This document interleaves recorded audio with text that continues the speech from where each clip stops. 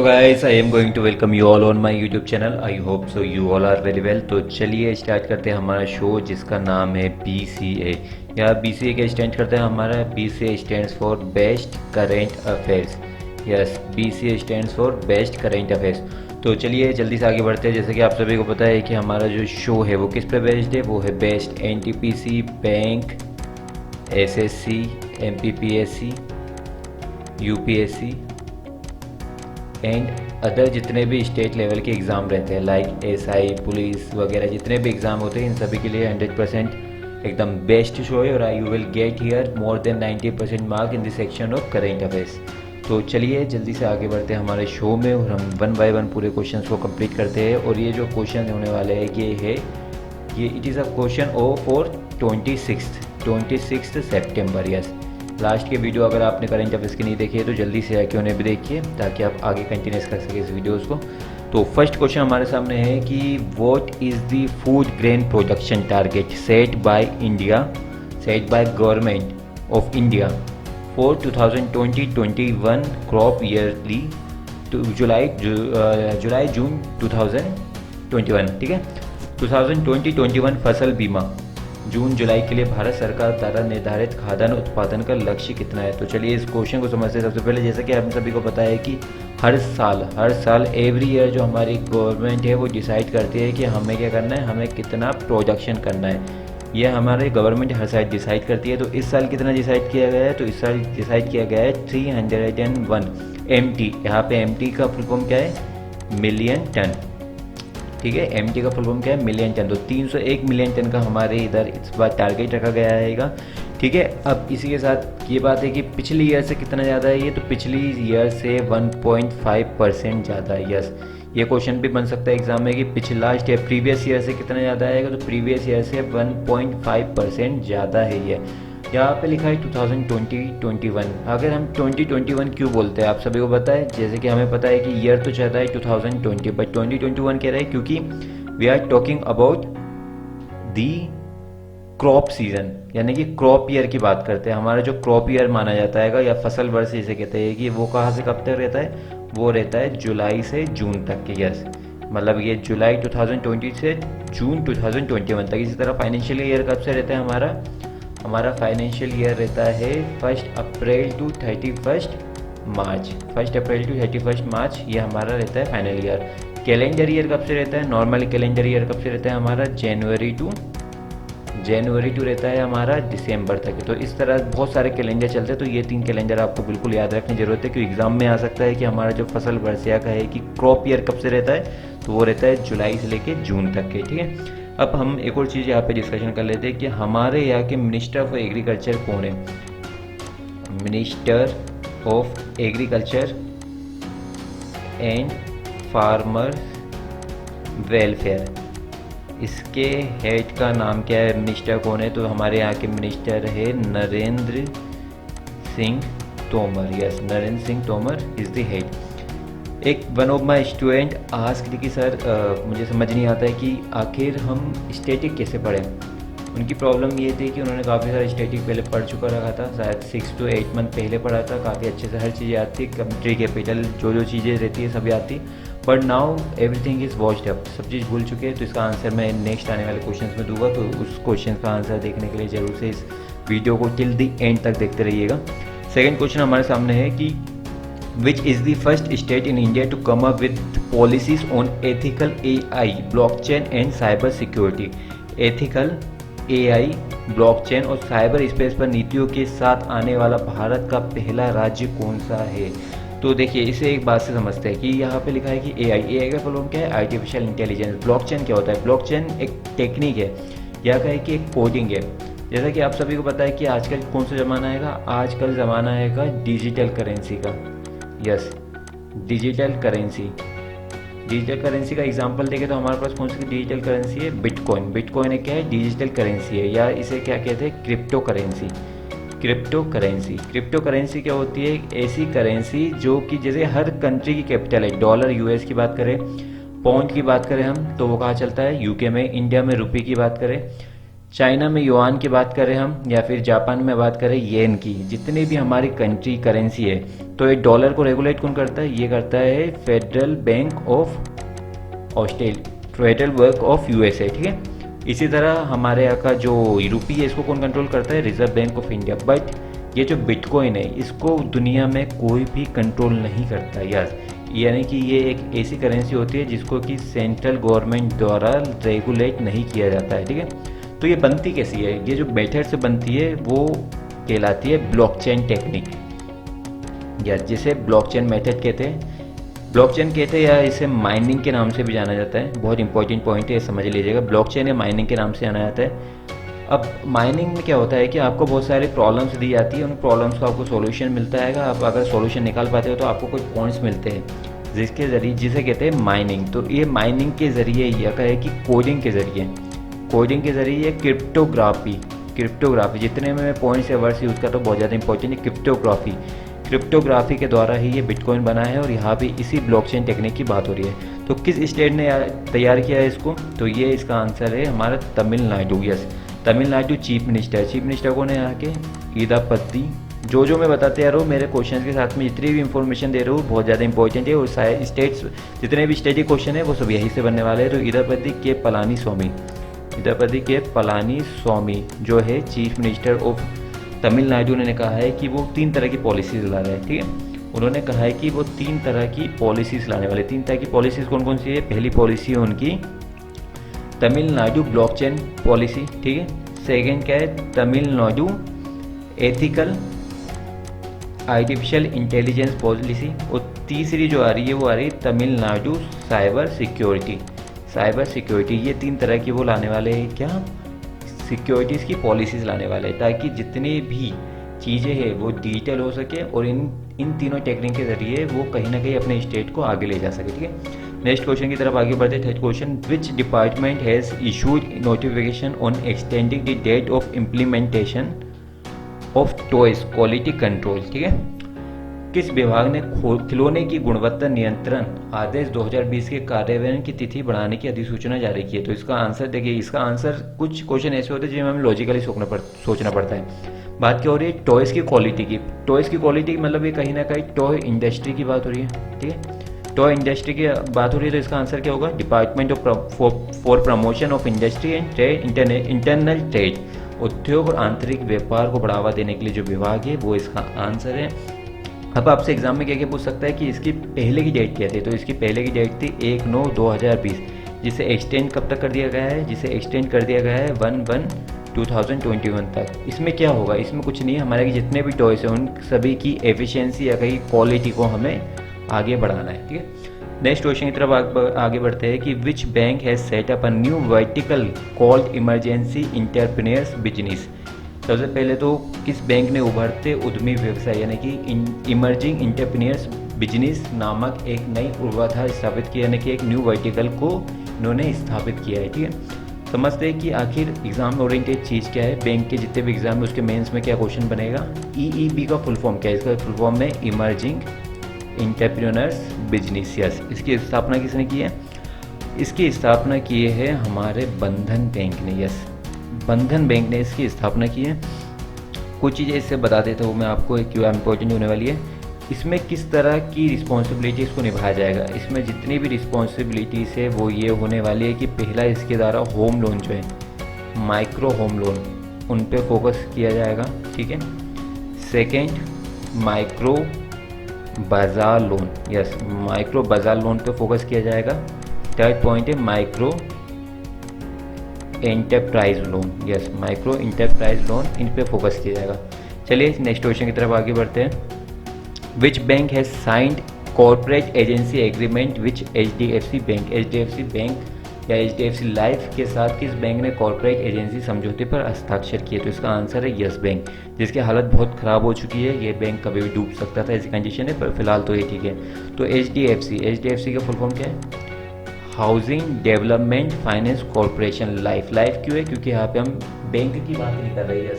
HDFC के साथ life plus में लगा है, तो इसका मतलब हम बैंक की नहीं एक इंश्योरेंस कंपनी की बात कर रहे हैं। इसने यस बैंक के साथ एक पार्टनरशिप की है, जिसे कि CA के नाम से जाना जाता है। मतलब CA का मतलब क्या हुआ? कॉर्पोरेट एग्रीमेंट, ठीक है।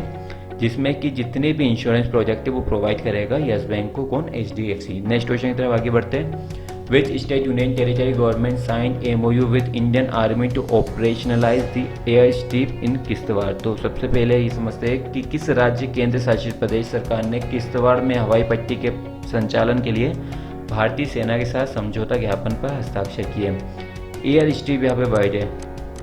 एयर स्ट्रिप कहाँ बनने वाली? तो एयर स्ट्रिप का मतलब क्या होता है? एक ऐसी लोकेशन, जैसे कि आप सभी ने यहाँ पे देखा होगा, एक ऐसी लोकेशन जहाँ पे क्या करता है, एक प्लेन क्या करता है, यहाँ पे टेक ऑफ करता है और लैंडिंग करता है। तो ये जो एरिया जो कहलाता है ये कहलाती है एयर स्ट्रिप।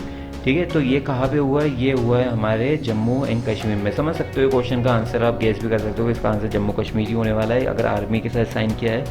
तो ये कहाँ पे बनने वाली? एग्जाम ओरिएंटेड क्वेश्चन है कि किश्तवाड़ में ये बनने वाली है हमारी एयर स्ट्रिप। ठीक है, next question. Name the person who has been appointed as the member of Asian football confederation AFC task force.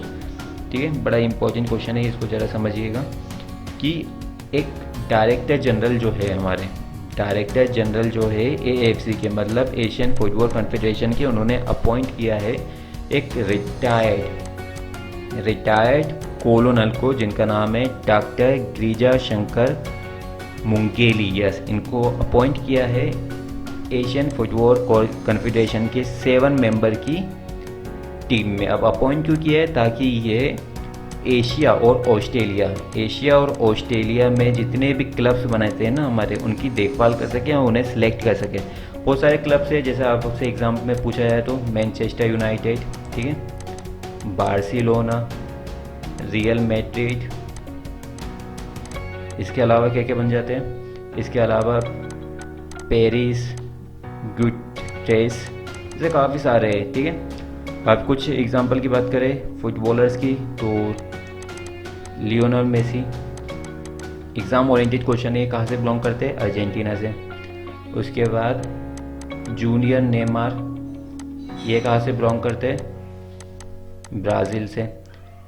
Cristiano Ronaldo, ये कहाँ से बिलोंग करते हैं? पुर्तगाल से। ठीक है, तो ये सभी चीज़ें आपको याद रखने की जरूरत है।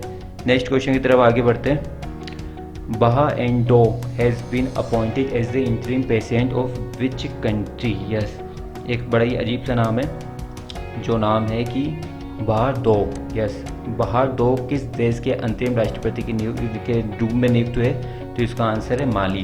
ठीक है, माली इसका आंसर है। 2 वर्ड है हमारे सामने, माली और माले और Mali is a country but Male is a capital. किसकी कैपिटल है माले? कल एक हमने देखा था एक क्वेश्चन जिसमें कि फेरी इंडिया ने एक फेरी स्टार्ट की है किस कंट्री के साथ में, उसका आंसर आप कमेंट बॉक्स में दीजिए। उस कंट्री की कैपिटल है। ठीक है, तो इसमें कौन कौन अपॉइंट हुआ है? प्रेसिडेंट अपॉइंट हो गए कौन? बाहर 2, और इसी के साथ में वाइस प्रेसिडेंट VP किसको अपॉइंट किया? तो उनका नाम है कोलोनल यहाँ पे उपाधि होती है, कोलोनल असीमी गोइटा को अपॉइंट किया है vice president of Mali. Next question की बात करते हैं। Who chairs the SEBI's technical group on social stock exchange. सामाजिक स्टॉक एक्सचेंज या सोशल स्टॉक एक्सचेंज में सेबी के तकनीकी समूह की अध्यक्षता कौन करने वाला है? सेबी का फुल फॉर्म क्या है? Securities and exchange board of India. ये एक बैंक नहीं है, ये एक एपेक्स बॉडी है।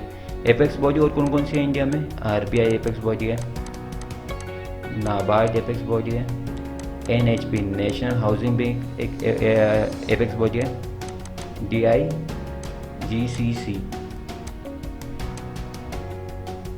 ये भी एक रेगुलेटरी बॉडी है। तो ये जितनी भी चीज़ें हैं ये बैंक नहीं है, ये रेगुलेटरी बॉडी होती है। ठीक है, इसमें से एक है सेबी किसको रेगुलेट करती है? सेबी बहुत अच्छी इंपॉर्टेंट बात बता रहा हूँ आपको बैंकिंग की। सेबी किसको रेगुलेट करती है? कैपिटल मार्केट को। कैपिटल मार्केट में क्या होता है? शेयर मार्केट में क्या होता है? जहाँ हम शेयर को खरीदते या बेचते हैं, इसी में शेयर मार्केट में होता है डीमैट अकाउंट। ये अगर पूछा है एग्जाम में कि डीमैट अकाउंट किससे रिलेटेड है, तो शेयर मार्केट से रिलेटेड है, या कहे कि कैपिटल मार्केट से रिलेटेड है। तो सेबी ने अभी क्या किया है, उन्होंने एक टेक्निकल ग्रुप बनाया है। तो उसमें जो हेड है उनका नाम है Harsh Kumar Vanwala. Yes, Harsh Kumar Vanwala is the right answer. But Harsh Kumar Vanwala बहुत ज़्यादा फेमस है। क्यों फेमस है? क्योंकि ये है former chairman of NABARD. Former chairman of NABARD. NABARD का फॉर्म क्या है? National bank for agriculture and rural development. ठीक है, इस तरह से रिजर्व बैंक का फॉर्म क्या है? आरबीआई का form reserve bank of India. Next question की तरफ आगे बढ़ते हैं। 10th question, who is the champion of men singles category at Italian Open. जो मेरे स्टूडेंट का क्वेश्चन था उसका आंसर मैं यहाँ पे देने वाला हूँ कि स्टैटिक कैसे पढ़े। देखिए, स्टैटिक कभी भी अलग से नहीं पढ़ा जाता। अगर स्मार्टली वर्क करोगे तो स्टैटिक अलग से मत पढ़ो, अलग से स्टैटिक कभी नहीं आता है। अगर ये जैसे आज हमने 20 क्वेश्चंस कवर किए अपने वीडियो में, तो इस 20 क्वेश्चन में से कम हमने 60 बातों को शेयर किया है। मतलब एक क्वेश्चन में कम से कम 3 से 4 बातों को मैंने डिस्कस किया है एक्स्ट्रा की। जो एक्स्ट्रा की चीज़ें डिस्कस की है वही है स्टैटिक, और वही स्टैटिक आने वाला है क्या हमारे अपकमिंग एग्ज़ाम में। तो स्टैटिक अलग से नहीं आते, वो ये जो मैं पढ़ा रहा होगा उससे जो स्टैटिक बनते हैं वही स्टैटिक आते हैं। तो अब मैं बता दूँ कि स्टैटिक को करते कैसे पढ़ाया जाता है। तो इस क्वेश्चन से समझते हैं कि इटालियन ओपन 2020 में पुरुषों के एकल वर्ग का चैंपियन कौन रहा है। ठीक है, जैसा कि हमें पता है कि हमारे यहाँ बहुत सारे क्या होते हैं, बहुत सारे ओपन होते हैं। Mexico open, Australian open, Brazil open, इसी तरह से एक होता है इटालियन ओपन। ठीक है, इटालियन ओपन। तो एग्जाम में क्या क्वेश्चन आएगा? 77th इटालियन ओपन कहाँ हुआ है। ठीक है, इटालियन ओपन हुआ है तो सिंपल सी बात है ये रोम में हुआ है। ठीक है, इसके बाद नेक्स्ट क्वेश्चन हमारा बनता है कि आखिर इटालियन ओपन कौन सा कोर्ट पे खेला जाता है। तो ये खेला जाता है क्ले कोर्ट पे। यस, इसको याद रखिएगा, इटालियन ओपन किस पे होता है? क्ले कोर्ट पे खेला जाता है। अब इसके विनर कौन है? इसके विनर है अभी जो वर्ल्ड के फर्स्ट टॉप के जो क्या चाहता है कि टेनिस प्लेयर चल रहे हैं, वो है इसके विनर। तो इनका नाम है नोवाक जोकोविच। ठीक है, नोवाक जोकोविच इज द राइट आंसर। अब देखिए, अब यहाँ से स्टैटिक कैसे पढ़ा जाता है, बहुत ध्यान से समझिएगा। ठीक है, अब इसका आंसर क्या है? नोवाक जोकोविच। तो नोवाक जोकोविच हम सबसे पहले सर्च करेंगे कि ये कहाँ से बिलोंग करते हैं। तो ये बिलोंग करते हैं सर्बिया। ठीक, ये क्वेश्चन स्टैटिक का बनेगा। राफेल नाडाल का नाम हमारे सामने लिखा है। राफेल नाडाल 2nd नंबर के खिलाड़ी है अभी वर्ल्ड में टेनिस के। राफेल नाडाल कहाँ से बिलोंग करते हैं? स्पेन से। स्पेन की कैपिटल क्या है? मैड्रिड। ठीक है, स्पेन की कैपिटल क्या है? मैड्रिड। इसी तरह क्वेश्चन बनेगा कि फुटबॉल जो क्लब है रियल मैड्रिड वो कहाँ से, किस कंट्री का है। तो उसका आंसर क्या आएगा? स्पेन। ठीक है, स्पेन की बात करें तो स्पेन की करेंसी क्या है? यूरो। ये होता है स्टैटिक। ठीक है, नोवाक जोकोविच सर्बिया से बिलोंग करते हैं। इसी तरह थर्ड जो है टॉप 3 हमारे यहाँ टेनिस प्लेयर फेमस है सबसे ज़्यादा। हमेशा एग्जाम में क्वेश्चन नीचे आते हैं, राफेल नाडाल, नोवाक जोकोविच, और थर्ड का नाम क्या है? थर्ड का नाम है Roger Federer. Yes, Roger Federer. ये कहाँ से बिलोंग करते हैं? ये बिलोंग करते हैं स्विट्ज़रलैंड से। स्विट्ज़रलैंड की कैपिटल क्या है? बर्न। करेंसी क्या है? Swiss franc. ये क्वेश्चन होते हैं। तो हमें क्या करना है? डेली हमें जो करंट अफेयर जो पढ़ रहा है उसकी एक कॉपी बनाना है स्टैटिक की। उसमें निकला है कैपिटल, करेंसी, ठीक है, और कंट्री। ऐसे एक लिस्ट बनाते चलना है। एक दिन में कम से कम 10 कंट्रीज आएगी। वो 10 कंट्री के कैपिटल, करेंसी और हमें वहाँ का प्राइम मिनिस्टर के नाम को याद रखना है। ठीक है, नोट करते हुए चलना है। एक दिन में 10 आते हैं। अगर हम 10 या एक महीने भी पढ़ लेते तो हमारे पास कम से कम 150 कंट्री, कैपिटल और उसकी करेंसी के नाम याद हो जाएंगे। तो अलग से कुछ नहीं पढ़ना है, डेली स्टैटिक के साथ में पढ़ना है। ऐसे ही पढ़ा जाता है क्योंकि यही एग्ज़ाम में आता है, और अलग से स्टैटिक कोई भी नहीं आता है। एक और एग्जांपल, ये और चीज़ें यहाँ पे समझते हैं कि आखिर वुमेन में किसने जीता है। तो वुमेन में जीता है सिमोना हालेप ने। यस, इटालियन ओपन जीता है वुमेन में सिमोना हालेप ने। अब क्वेश्चन क्या बनेगा? ये किस कंट्री से बिलोंग करती है? ये बिलोंग करती है रोमानिया से। ठीक है, रोमानिया से बिलोंग करती है। इसी तरह एक और खिलाड़ी है वुमेन में फेमस, उनका नाम भी याद रखिएगा, सेरेना विलियम्स। सेरेना विलियम्स कहाँ से बिलोंग करती है? अमेरिका से। ठीक है, अमेरिका से। एक और है मेल में जो बहुत ज़्यादा फेमस है, एंडी मुरे कहाँ से बिलोंग करते हैं? ये बिलोंग करते हैं अपने ब्रिटेन से। ठीक है, ब्रिटेन की कैपिटल क्या है? लंदन।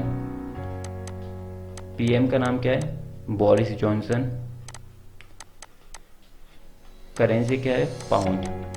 आखिर पाउंड करेंसी है तो पेनी किसे कहते हैं? यस, पेनी कैसे कहते हैं? जैसे हमारे रुपी है पर पैसे भी है ना, ठीक है। यूएसए में डॉलर है लेकिन बक्स भी तो है। उसी तरह यूरोप में या फिर कहे कि यूनाइटेड किंगडम में पाउंड भी है लेकिन पेनी भी है। ठीक है, ये क्वेश्चन का आंसर आपको मिल गया होगा स्टेडी कैसे पढ़ा जाता है। नेक्स्ट क्वेश्चन की तरफ आगे बढ़ते हैं कि इवान, यस इवान जो है Rakitic Ivan Rakitic who is in news recently associated with which sport.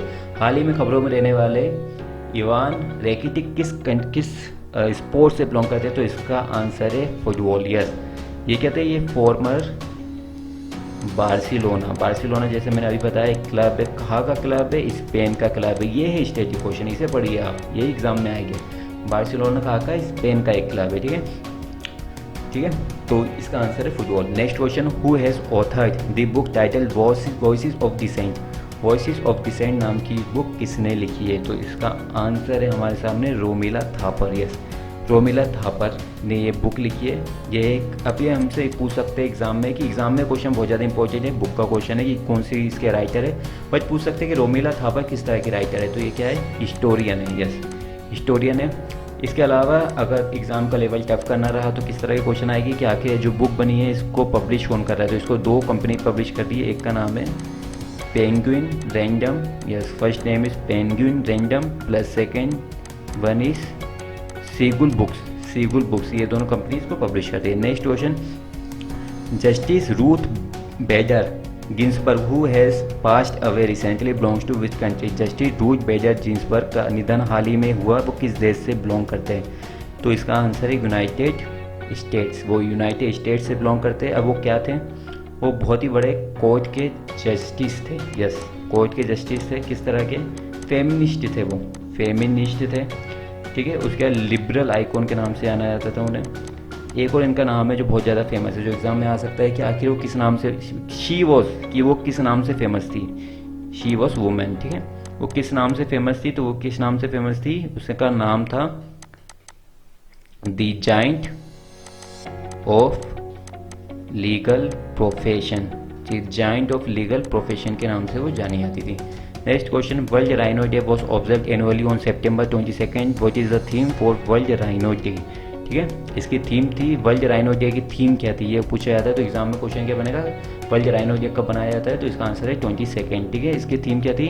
5 rhino species forever, 5 rhino species forever. आखिर इसका क्यों ये थीम रखी है? तो इसके पीछे समझिएगा, आपको एक बार लॉजिक समझिए, थीम तो ज़िंदगी भर के लिए याद हो जाएगी। क्या है कि हमारे 5 टाइप्स के राइनो रहते हैं। 5 टाइप्स के राइनो, किस तरह के राइनो रहते हैं? पहला black rhino, second white rhino, third greater one horn rhino, ठीक है, जिसे कि इंडियन राइनो के नाम से भी जाना जाता है। फोर्थ पॉइंट होता है हमारा क्या?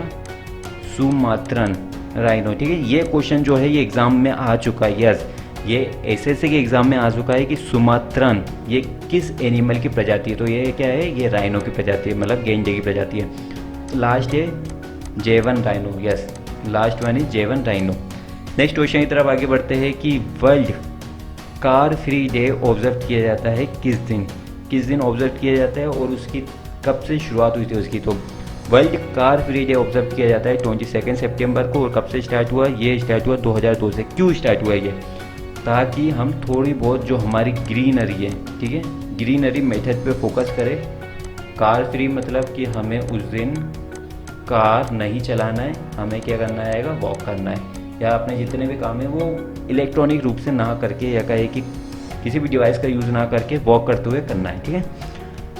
16th question, the World Rose Day is annually celebrated on 22 सितंबर to spread hope to patient affected by which disease. विश्व गुलाब दिवस प्रतिवर्ष 22 सितंबर को मनाया जाता है ताकि किस बीमारी से प्रभावित रोगियों को आशा की किरण दिखा जा सके। ठीक है, समझिएगा इस बात को, ये बहुत बढ़िया क्वेश्चन है। क्यों बढ़िया क्वेश्चन है? क्योंकि एग्जाम में क्या क्वेश्चन बनेगा आपका? एग्जाम में ये क्वेश्चन नहीं बनेगा कि वर्ल्ड रोज डे कब बनाया जाता है, तो आंसर बनता भी है तो सिंपल सा क्वेश्चन बनेगा। देखो लेवल समझाते, इजी क्वेश्चन बनाना रहा एग्जाम को तो वो पूछेगा कि वर्ल्ड रोज डे कब बनाते, आंसर है 22 सितंबर। मॉडरेट लेवल का क्वेश्चन बनेगा, ये बता रहा हूँ कि एग्जाम में पेपर कैसे सेट होता है। ठीक है, मॉडरेट बनाना है तो वो क्या पूछेगा कि वो किस डिसीज़ के लिए, कि पेशेंट को होप दे कि हाँ वो ठीक हो जाएगी, किस डिसीज़ के लिए बनाया जाता है, तो इसका आंसर है कैंसर। ठीक है, अब जो हाई लेवल का क्वेश्चन बनेगा या कहे कि जो टफ लेवल का क्वेश्चन बनेगा वो क्या बनेगा कि आखिर किसकी याद में बनाया जाता है ये वर्ल्ड रोज डे। तो ये याद में बनाया जाता है, एक गर्ल थी, एक लड़की थी कैनेडियन, ठीक है, कैनेडियन एक लड़की थी जिसका नाम था मिलिंडा रोज। यस, मिलिंडा रोज, नाम में रोज है, मिलिंडा रोज, ठीक है। ये रोज मतलब आप समझिएगा, ये रोज़ अलग है और ये रोज़ अलग है। ये इस रोज़ के कारण इसको इंटरकनेक्ट यहाँ पे किया गया है। लोग यहाँ पे समझते हैं कि हम गुलाबों के लिए भी बात करें, गुलाब की बात नहीं कर रहे हम बात कर रहे हैं इस मैडम की जिनका नाम है मिलिंडा रोज। क्यों बनाया जाता है? क्योंकि इनको एक बहुत ही रेयर बीमारी थी जिसका नाम है एस्किन्स ट्यूमर। यस, एस्किन्स ट्यूमर बहुत ही रेयर ट्यूमर होता है, ये ब्लड कैंसर होता है, ये इनको हुआ था। तो इसी वजह से ये हमें हमेशा बनाया जाता है, ठीक है। 17th question, world water day monitoring was observe every year, ठीक है। इसका आंसर क्या होने वाला है देखिएगा, जरा समझिएगा इस क्वेश्चन को। यहाँ पूछा गया है कि दी वर्ल्ड मॉनिटरिंग डे यानी विश्व जल की निगरानी दिवस कब मनाया जाता है। तो इसका आंसर है सितंबर 18। कितने सारे 22 को मनाया जाते हैं हमने देख लिया है यहाँ पे, क्या रोज डे, ठीक है, राइनो डे, ठीक है, और एक और हमने पढ़ा है अभी क्या पढ़ा है यहाँ पे, वन डे और पढ़ा है। तो 3 डे बनाए जाते हैं हमारे 22 सितंबर को। 18 सितंबर को क्या बनाया जाता है हमारा वर्ल्ड मॉनिटरिंग डे। यस, 18 सितंबर को बनाया जाता है। Next question, the global sea level is expected to rise approx by how much centimeter in 2021 due to greenhouse emission as per NASA ले, ठीक है। तो इस क्वेश्चन को बड़े ध्यान से समझिएगा, इंपॉर्टेंट क्वेश्चन है साइंस के फैक्ट है कि विश्व समुद्र स्तर जो, जैसा कि हमसे पता है कि समुद्र स्तर बढ़ रहा है, तो समुद्र स्तर में लगभग कितनी वृद्धि होने की संभावना है। और नासा के नेतृत्व के अध्ययन में ये ग्रीन हाउस उत्सर्जन के बारे में ये नासा ने ये सर्च की थी। तो आखिर कितना बढ़ने वाला है हमारा ग्लोबल जो हैगा सी लेवल, ठीक है। तो इसका आंसर क्या होने वाला है, इसका आंसर है 38 सेंटीमीटर। 38 सेंटीमीटर। एग्जाम में क्वेश्चन क्या आ सकता है, इंच में पूछ सकता है, तो इसका आंसर होगा 15 इंच, ठीक है। समझिएगा हुआ क्या है, एक कंपनी या कहें एक प्रोजेक्ट है जिसका नाम है ISMI P6। बहुत इंपॉर्टेंट चीज़ें बता रहा हूँ मैं, इसलिए आपको शो इतना ज़्यादा बेनिफिशियल होने वाला है आपको, क्योंकि हम क्वेश्चन नहीं कराते, हम आपको हर चीज़ बता रहे हैं जो एग्जाम में आ सकती है, ठीक है। आपका नॉलेज यहाँ पे बिल्कुल 100% हो जाएगा। ISI P6 इसका फुल फॉर्म क्या है, ice sheet model inter comparison project 6। ये जो बनाया गया है ये किसने बनाया है, ये प्रोजेक्ट है नासा का। नासा का फुल फॉर्म क्या है, नेशनल एरोनॉटिक्स स्पेस एडमिनिस्ट्रेशन, ठीक है। इन्होंने एक ये प्रोजेक्ट बनाया जिसके तहत हमें ये पता चलेगा कि हमें कितना हमारा सी लेवल बढ़ने वाला है 2021 तक। तो 2021 तक कितना बढ़ने वाला है, ये होने वाला है 38 सेंटीमीटर ये बढ़ने वाला, जो बिल्कुल भी अच्छा नहीं। ये क्यों हो रहा है, ग्रीन हाउस गैसेस के कारण। ग्रीन हाउस गैसेस कहे कि CO2 की वजह से होने वाला है। अब ये जब होगा तो क्या होगा ऐसा जिसकी वजह से हमारा सी लेवल बढ़ेगा। सिंपल सी बात है, कुछ नहीं होगा। जितनी भी हमारे अंटार्कटिका की जो आइस होती है, आइस जो होती है वो पिघल जाएगी धीरे धीरे। जितने भी हमारे जो ग्रीन हाउस अगर ऐसे ही बढ़ता रहा तो हमारे जितने भी हमारी जो आइस बक्स है, आइस बक्स के नाम से यहाँ आता है, या कहे कि समुद्री बर्फीली जो ढलानें रहती है या जो चट्टानें रहती है वो धीरे धीरे पिघल जाएगी, तो बहुत बुरा हाल होने वाला है। इसलिए ट्राई करिए कि CO2 को जितना हो सके दूर जाइए उससे। और हमारे देश में बहुत सारी चीज़ें चल रही है, जैसे कि इलेक्ट्रॉनिकली चल रहा है हमारे यहाँ, कारों को 100% इलेक्ट्रॉनिक करने की बात हो रही है। Next question, Fiumicino international airport Leonardo da Vinci is located in which country. Yes, Leonardo da Vinci नाम का जो एयरपोर्ट है वो कहाँ लोकेटेड है। लियोनार्डो दा विंसी की बात कर ले, पहली बात आपको एक पेंटिंग याद होगी जिनका नाम था, ऐसी कुछ पेंटिंग थी, वो एक बंदी यहाँ पे देखती है ऐसे करके, इनका नाम क्या था, Miss Monalisa. Yes, Miss Monalisa. तो ये जो मिस मोनालिसा है इनको जिसने बनाया था ये लियोनार्डो दा विंसी। और लियोनार्डो दा विंसी एक पेंटर नहीं थे, इन्हें कहा जाता है कि इन्होंने इस पेंटिंग के पीछे इतने राज है कि कहीं ना कहीं ये एलियन से इंटरकनेक्ट है। तो ये पेंटिंग इन्होंने बनाई थी। तो ये कहाँ से बिलोंग करते हैं, इटली से बिलोंग करते हैं, इसलिए ये एयरपोर्ट भी इटली में बन रहा है। इंडस वाटर ट्रीटी इज, ये स्टेट का क्वेश्चन लास्ट में मैंने लिया है, ठीक है। Indus water treaty is the water distribution treaty between India and which country. किस कंट्री के साथ में हमारी ये ट्रीटी, तो सिंपल सी बात है, आप सभी को पता है कि 16th एनिवर्सरी बनाई है अभी हमने किसकी, इंडस वाटर ट्रीटी की। इंडस वाटर ट्रीटी कहा जाती है हमारा ये है कश्मीर। कश्मीर वो कौन सा कंट्री लगती है, पाकिस्तान। यस, पाकिस्तान के बीच में है इंडिया और पाकिस्तान के बीच की ट्रीटी इंडस वाटर ट्रीटी। तो ये तो हमारे 26 सितंबर के करंट अफेयर्स। रिसेंटली बहुत सारे इंपॉर्टेंट अलग से वीडियोज़ में आने वाले करंट अफेयर्स के अलावा, जो आपके लिए बहुत ज़्यादा बेनिफिशियल हो गए। तो टिल दी एंड तक और आगे भी हमारे वीडियो को वॉच कीजिए, सब्सक्राइब कीजिए, शेयर कीजिए। Thank you so much. I hope so you will get the best thing here, and try to, my advice is again, try to get a job as soon as possible. Okay, thank you so much for watching this video. Bye.